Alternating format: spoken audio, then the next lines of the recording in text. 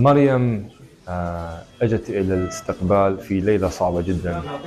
كان استهداف قوي جدا، وكانت عدد الشهداء كثار والمصوبين كثيرين جدا.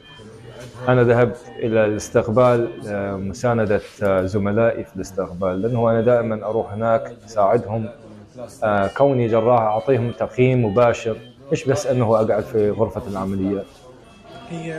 لما شاهدتها شفتها بدون إيد، وكانت عندها أوجاع في معدتها وانقهرت عليها. فاندارت لوالدها وسألته أين طرفها وين يداها.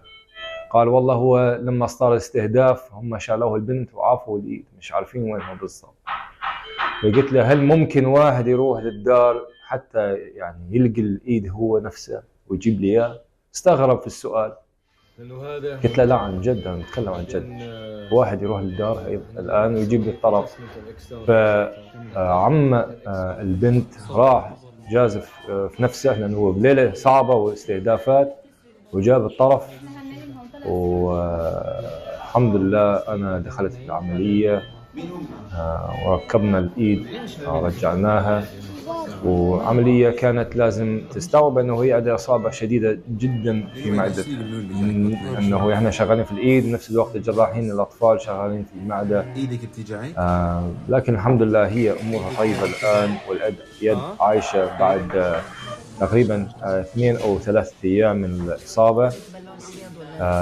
هي الآن ستمر في فترة صعبة، وهي إن شاء الله يعني عبور مرحلة الالتهاب. أنا صار لي تقريبا 6 شهور الآن في غزة، وعملت عمليات معقدة جدا. من ضمنهم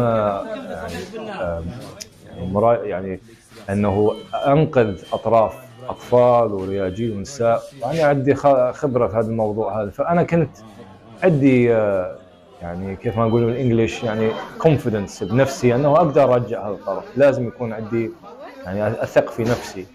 لكن طبعا لازم يكون أنت تخبر الأهل أنه ممكن ما تنجحش العملية هذه. وأنا وضحت للأب في وقتها يعني نعطيها فرصة للبنت، لأن حرام بنت 9 سنين تعيش حياتها بدون طرف. فلازم نعطيها مهما كان يعني الجهد اللي يعني يحتاجها مني. أنا أبذل كل الجهد وأعطي نفسي وروحي ومالي ودمي كل حاجة للقضية هذه إن شاء الله. هذا المكان اللي انقصت فيه. قمت من النوم، طبعا مريوم بتخاف كثير من القصف. مجرد ما سمعت الصوت طلعت تجري. هي كانت نايمة في الصالة، أنا كنت نايم في الغرفة أنا وأمها. أجت تجري من الصالة وتزعق بابا ماما.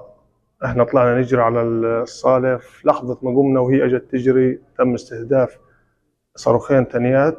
هدول الصاروخين دمرن البيت بالكامل عنا.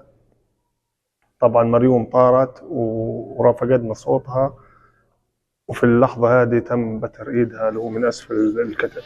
الحمد لله جابوا الايد للدكتور، الدكتور شافها على المطرح، حرك المستشفى، حرك غرفة العمليات، وفتح غرفة العمليات الساعة 4 تقريبا الفجر. وتم إدخال مريم إلى العمليات. تقريبا قعدت من بعد الفجر تقريبا للظهر، بعد الظهر هي في العملية. والحمد لله إن شاء الله خير، متفائلين خير. الدكتور بطمنا، لكن الإشي هذا محتاج للدعاء، والأمر عند ربنا وفيش أرحم من ربنا.